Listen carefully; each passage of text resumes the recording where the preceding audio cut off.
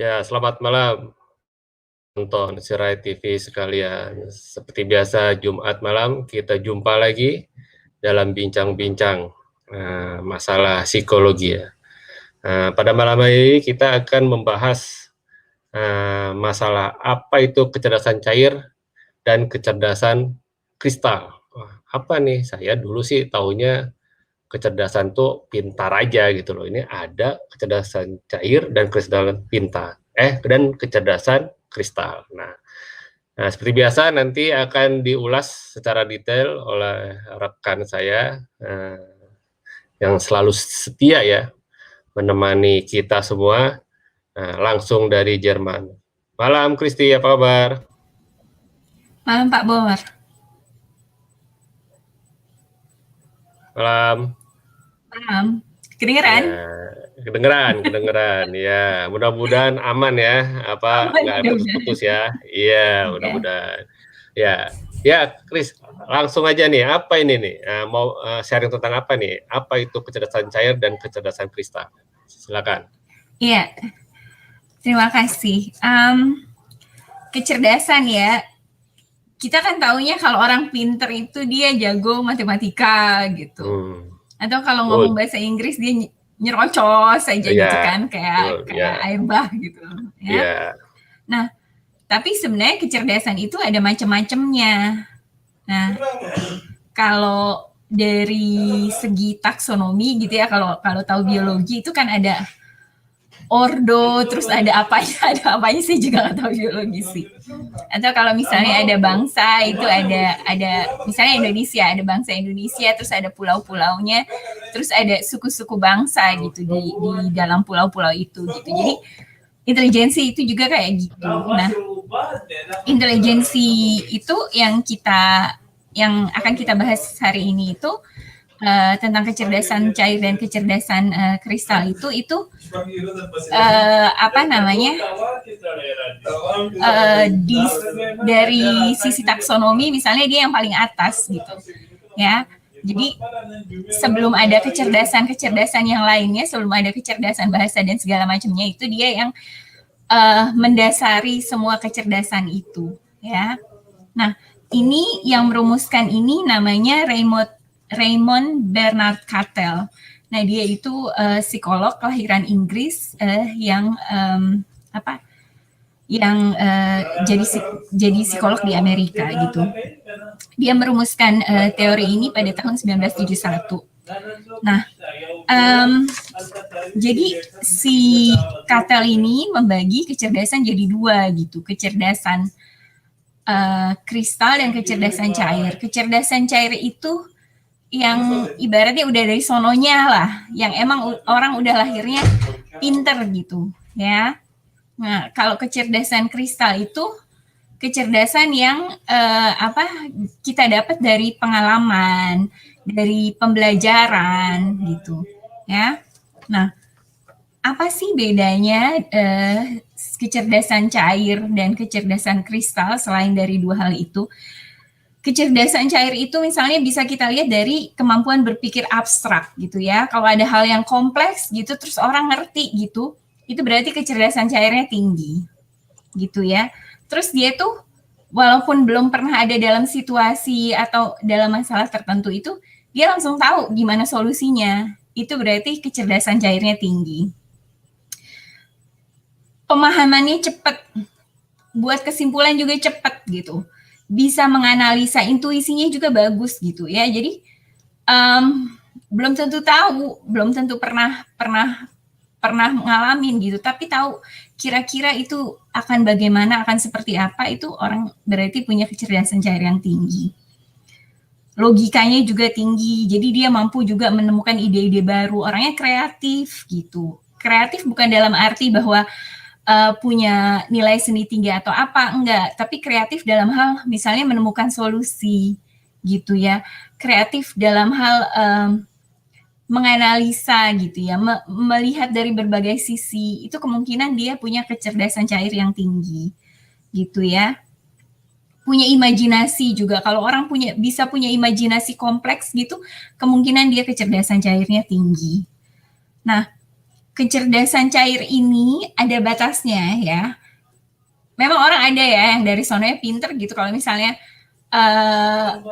pernah tahu atau pernah kenal secara langsung ada orang yang nggak belajar gitu, tapi kok lulus saja gitu, itu kemungkinan dia kecerdasan cairnya tinggi gitu ya. Tapi kecerdasan cair itu ada batasnya, jadi dia terus berkembang ya. Atau misalnya anak-anak gitu, dia cepat gitu belajar ya. Kalau kita misalnya belajar bahasa, yang satu udah tua, yang satu masih muda, itu kayaknya yang muda itu langsung nyerocos saja gitu kan. Yang tua ini kenapa sih, kok ini bisa begini, kok ini bisa begitu gitu. Itu karena kecerdasan cair itu berkembang hanya sampai antara umur 20 sampai 30 tahun. Gitu. Nanti setelah itu antara stagnan atau menurun. Nah, terus kecerdasan cair inilah yang sering kita sebut sebagai intelijensi. Walaupun sebenarnya yang diukur dalam intelijensi ini gabungan antara kecerdasan cair dan kecerdasan kristal. Gitu. Terus, nah kecerdasan cair itu tumbuhnya cepat gitu. Jadi semakin tinggi orang kecerdasan semakin orang banyak kena stimulasi, terus semakin tinggi kecerdasan cairnya itu kemungkinan dia akselerasinya cepat gitu. Makanya misalnya ada orang yang bisa pindah naik kelas segala macam itu karena dia pada dasarnya kecerdasan cairnya itu udah tinggi gitu. Jadi dikasih stimulus sedikit aja itu dia bisa akselerasinya cepat banget gitu. Jadi pertumbuhannya cepat gitu. Ya. Terus orang yang punya kecerdasan cair itu dia juga bisa mengontrol dirinya gitu, bisa memilah dan memilih gitu tanpa pembelajaran tertentu dia bisa tahu oh ini perlu, oh ini nggak perlu, oh ini relevan, oh ini nggak relevan, oh ini penting, ini nggak penting gitu. Terus kapasitasnya juga banyak gitu, dia bisa memproses banyak hal yang kompleks dalam waktu yang sedikit gitu. Ya, dia juga bisa mencari keterkaitan gitu, kesimpulannya apa, keterkaitannya apa, persamaannya apa gitu. Jadi proses pemecahan masalahnya itu cepat. Nah itu orang yang punya kecerdasan cair. Sekarang kita lihat kecerdasan kristal. Nah kecerdasan kristal kan seperti tadi yang udah dikasih tahu ya, itu tergantung pengalaman, tergantung pembelajaran, ada banyak hal lain yang juga mempengaruhi kecerdasan kristal. Misalnya budaya ya. Satu budaya tertentu orang pintar bisa dianggap seperti apa, tapi di budaya lain itu sama sekali ya pintar gitu misalnya, ya. Atau misalnya faktor demografi lainnya itu misalnya laki-laki perempuan gitu. Untuk laki-laki sesuatu hal-hal tertentu bisa dikatakan pintar, tapi untuk perempuan itu tidak. Atau sebaliknya gitu juga untuk orang yang tinggal di desa atau tinggal di kota gitu, hal-hal tertentu itu bisa dianggap pintar atau dianggap tidak pintar gitu ya. Nah sama seperti kecerdasan cair, kecerdasan kristal itu juga ada batasnya. Jadi tapi kalau kecerdasan kristal ini lama gitu, bertahan lama. Jadi kalau kecerdasan cair itu cepat gitu, tapi selesainya juga cepat gitu, cuma sampai antara umur 20 sampai 30 tahun. Kalau kecerdasan kristal itu dia berkembang terus gitu. Selama kita kasih stimulus, dia akan berkembang terus. Jadi dia akan mulai berhenti berkembang itu sekitar umur antara 60 sampai 70 tahun. Gitu. Ya. Nah, kecerdasan kristal itu bisa dibagi jadi dua gitu. Itu hal yang eksplisit, misalnya fakta, data, memori, ingatan, itu kecerdasan kristal dalam hal yang eksplisit. Kalau yang implisit misalnya kemampuan komputer, kemampuan kita bisa belajar, jumlah kosakata. Makanya kalau tes IQ itu kan juga ada misalnya tes ngitung segala macam. Itu bukan pengen tahu berapa nilai matematika kita, enggak gitu, tapi ada kecerdasan dasar yang semua orang bisa gitu. Itu termasuk kecerdasan implisit gitu atau kosakata gitu. Makanya kalau tes IQ juga ada kosakata, ini sinonimnya apa, ini antonimnya apa. Itu dia sedang ngetes kecerdasan kristal yang implisit. Nah, terus jadi intinya tuh kecerdasan kristal itu yang direpresentasikan itu pengetahuan umum, mata pelajaran, pengalaman gitu, hal-hal seperti itu. Itu makanya sangat-sangat budaya, jenis kelamin, kelas sosial, penduduk desa atau kota itu juga berpengaruh karena itu, karena pengalaman juga mempengaruhi kecerdasan kristal seseorang gitu, ya. Nah, rata-rata orang itu mencapai puncak IQ tertinggi itu pada umur 40 tahun. Ya mungkin ini juga ada pengaruh dari karena orang secara psikis dia udah stabil gitu, terus rata-rata orang umur segitu juga udah nggak terlalu banyak belajar gitu. Tapi sebenarnya kalau kita masih mau merangsang, menstimulus gitu supaya IQ kecerdasan cair kita nggak turun gitu, atau tetap bisa stagnan, itu kita bisa mencoba beberapa cara. Misalnya belajar hal baru gitu, misalnya belajar main musik, atau belajar bahasa baru, atau belajar teknik pemrograman gitu. Hal-hal seperti itu bisa merangsang pemrosesan informasi, kemampuan kita memproses informasi. Kalau dulu itu waktu saya kuliah itu ada guyonan gini. Jadi kalau misalnya orangnya misalnya cepat ngertinya itu misalnya isinya udah Intel Pentium gitu. Tapi kalau misalnya orangnya agak-agak lemot itu misalnya isinya masih AMD atau apa. Kalkulator ya? Iya, seperti itu gitu.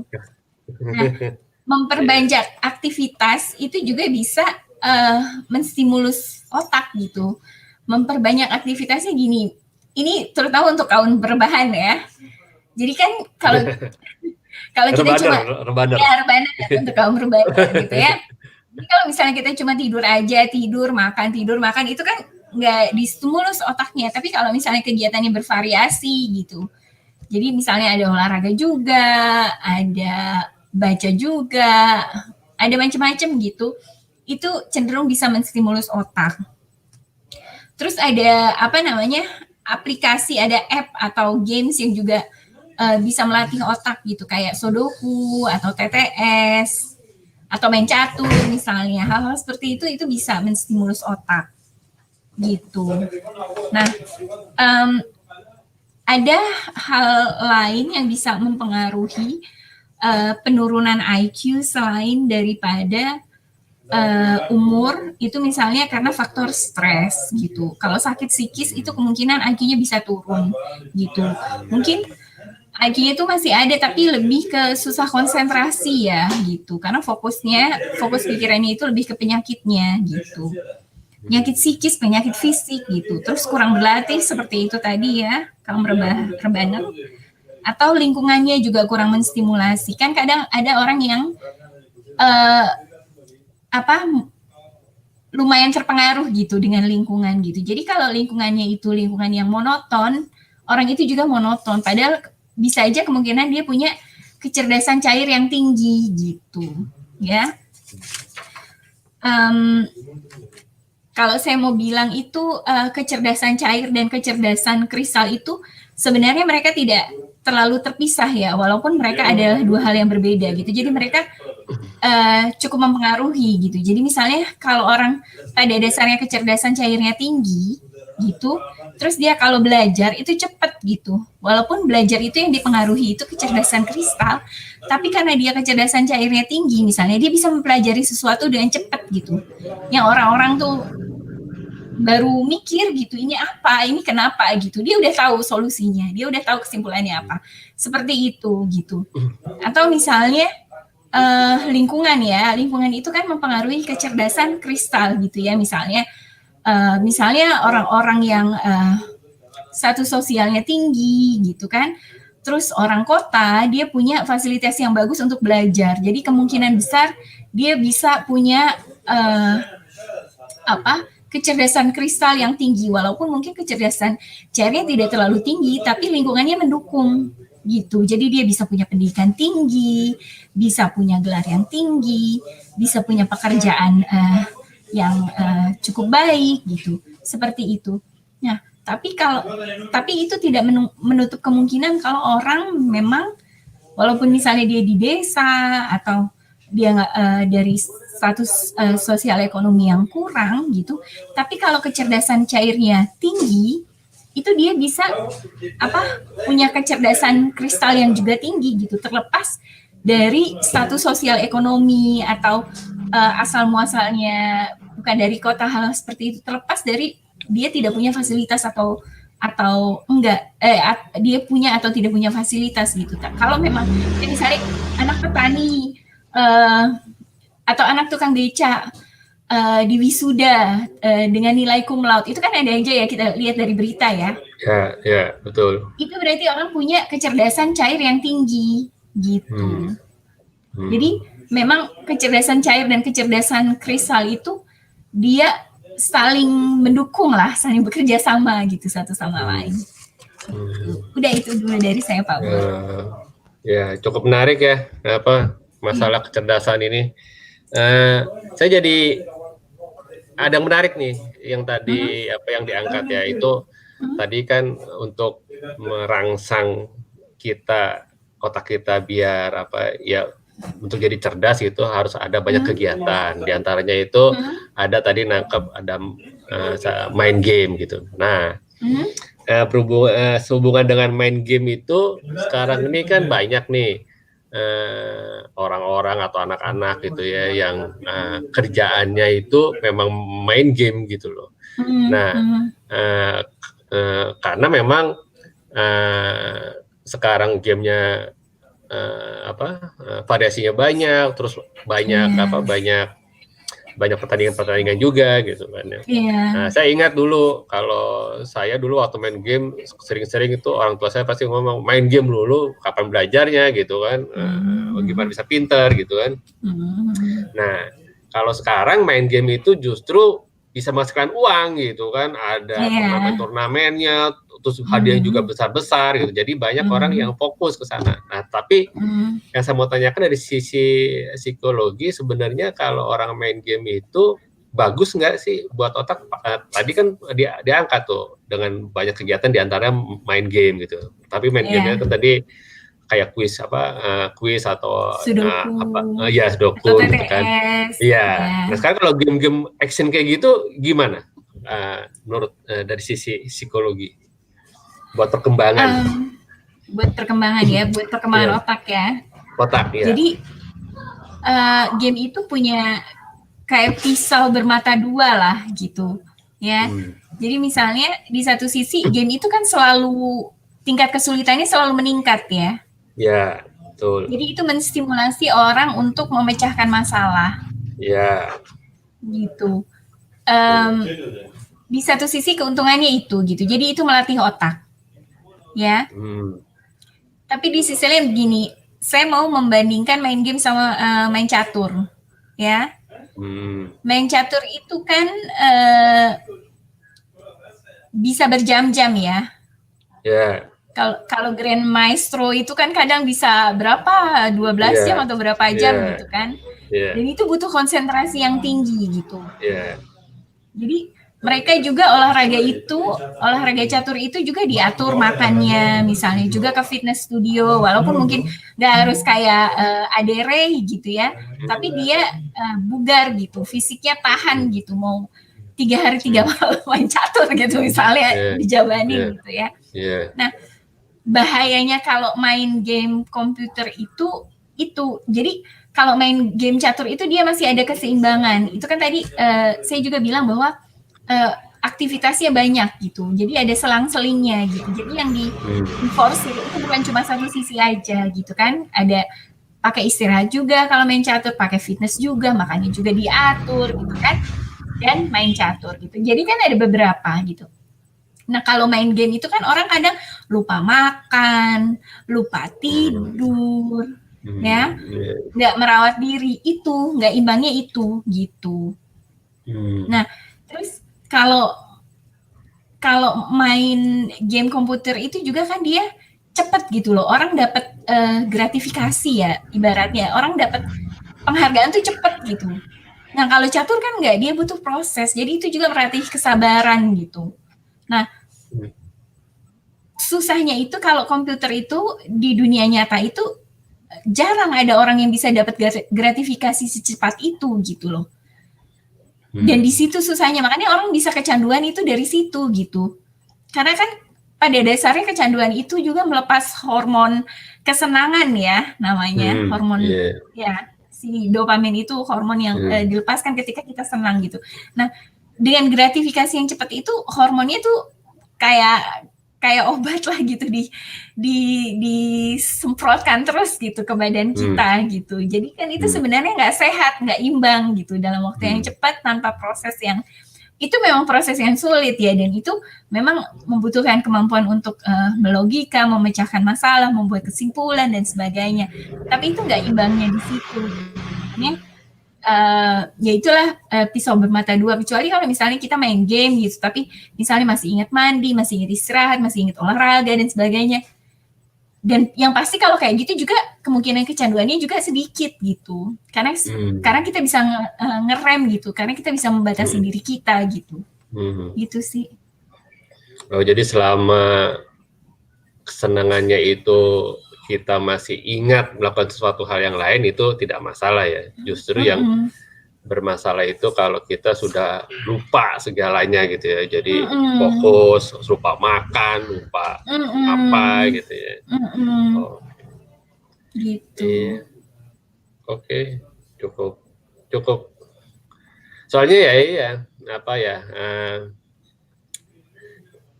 saya ini kebetulan juga lagi mau menjajaki kerjasama sama perusahaan game gitu kan. Ya cuma itu aja, masih ada kayak pertentangan gitu loh, apakah ini mau dilaksanakan atau enggak. Soalnya kalau misalnya dilaksanakan takutnya saya membawa pengaruh buruk atau gimana, itu aja sih. Sebenarnya sih game itu kan masih legal ya, nggak kayak misalnya judi atau narkoba gitu ya. Jadi itu salah satu industri besar juga gitu, dan salah satu industri internasional juga gitu kan. Gitu. Dan perusahaan-perusahaan internasional juga ada yang beroperasi, perusahaan game internasional juga ada yang beroperasi di Indonesia gitu. Sebenarnya nggak masalah gitu, cuma ya memang gimana kita bisa membatasi diri aja gitu kan. Misalnya ada itu aplikasi app itu namanya Happify. Happify itu aplikasi psikologi, tapi dia bentuknya lewat game. Oh gitu. Coba saya mau download Happify. Boleh. Happify. Happy-nya happy biasa ya? Jadi HAPPIFY. Oh, Happify. Yeah. Coba saya cari. Yeah. Ya silakan di-download ya itu, kalau itu bisa buat dipakai buat ini juga ya, Chris, yang tadi ya, mendorong otak bisa, kita. dia ada macam-macam. Ada game-gamenya juga dia. Gamenya tuh kayak Angry Bird itu ada, tapi dia tulisannya pakai itu emosi-emosi negatif gitu, misalnya marah, sedih, kecewa gitu. Jadi kan kita kayak ngetapel kemarahan kita, kekecewaan kita gitu. Lucu-lucu lah. Ada beberapa game dia punya gitu. Oke. Coba deh, saya mau lihat-lihat. Nah, iya. Baik, sepertinya cukup ya. Bila ada yang mau bertanya silakan bisa komen di bawah, nanti pada kesempatan yang mendatang akan dijawab oleh Kristi. Baik Kristi, mungkin ada yang mau disampaikan sebagai penutup? Iya, saya dari ANO Magazine. ANO Magazine sejak akhir tahun ini kami memberikan juga jasa layanan konsultasi psikologi, jasa training kompetensi sosial. Training kompetensi sosial itu mengajarkan cara berkomunikasi, cara menarik simpati, cara mengemukakan pendapat, hal-hal dasar seperti itu. Atau kami juga menawarkan jasa mengembangkan kompetensi diri gitu. Itu kan orang kan mikirnya orang PD itu pasti dia bisa melakukan banyak hal gitu. Padahal orang PD juga bisa aja dia berusaha menutupi kekurangannya gitu. Nah, lewat training pengembangan diri itu kami berusaha menawarkan cara PD luar dalam. Gitu. Nah, terus kami juga ada jasa pemasangan iklan. Jadi kami kan punya beberapa kanal di media sosial kayak Facebook fanpage, LinkedIn kami pengikutnya udah lebih dari 14.000. Terus ada Twitter, ada Instagram, YouTube juga kami punya gitu.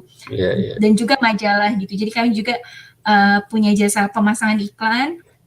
Terus ada jasa headhunter. Jasa headhunter kami itu kami berusaha seminggu gitu maksimal sudah bisa menyediakan kandidat. Lalu plus kandidatnya sudah di psikotes gitu. Wah, ini cukup menarik juga. Soalnya saya dulu pernah, Chris, pakai jasa headhunter. Nah, itu hanya dikirim aja, dikirim orang CV-nya aja gitu loh, CV-nya aja gitu yang sudah disaring. Dan itu setelah saya sering dengar cerita Kristi ini jadi tahu gitu loh kalau psikotes itu bisa menilai orang lebih dalam lagi. Nah, ini cukup menarik sih buat saya ya. Jadi selain skill orangnya udah disaring, udah gitu juga ada penilaian dari sisi psikologinya ya. Itu cukup menarik sih. Betul. Iya gitu. Oke. Ada lagi yang lainnya, Chris? Untuk kontak tinggal hubungi situs atau mungkin ada email atau apa? Emailnya info@a-and-o.com gitu. Ya. .com. Maaf, Pung itu bahasa Jerman. Ada lainnya, Chris? Untuk itu edisi ANO yang terbaru kapan terbit? Awal Desember. Isinya apa aja? Isinya macam-macam sih. Jadi kami bahas tentang sifat-sifat manusia, tentang cara-cara untuk bisa meningkatkan produktivitas. Ada juga tentang keluarga, ada juga tentang perempuan, macam-macam lah. Jadi tinggal nanti Desember awal ya, Chris? Betul gitu. Desember awal. Nantikan ya para penonton Cerai TV Desember awal. Bagi yang ingin tahu lebih dalam masalah psikologi bisa baca di edisi majalah ANO yang terbaru nanti bulan Desember. Baik, kalau tidak ada lagi saya sudahkan aja sampai di sini. Kalau mau komen, mau kasih ide, mau kasih saran, ada topik apa yang ingin dibahas, silakan komen di bawah di kolom komen. Nanti pada kesempatan berikutnya akan kita angkat. Betul. Dari saya sekian. Cerai TV juga ucapan terima kasih ya, Chris, sudah selalu setia menemani kita semua setiap Jumat malam. Semoga nanti ada topik-topik lain yang menarik ya untuk kita bahas. Terima kasih ya, Chris. Baik semuanya, terima kasih ya. Salam. Selamat malam.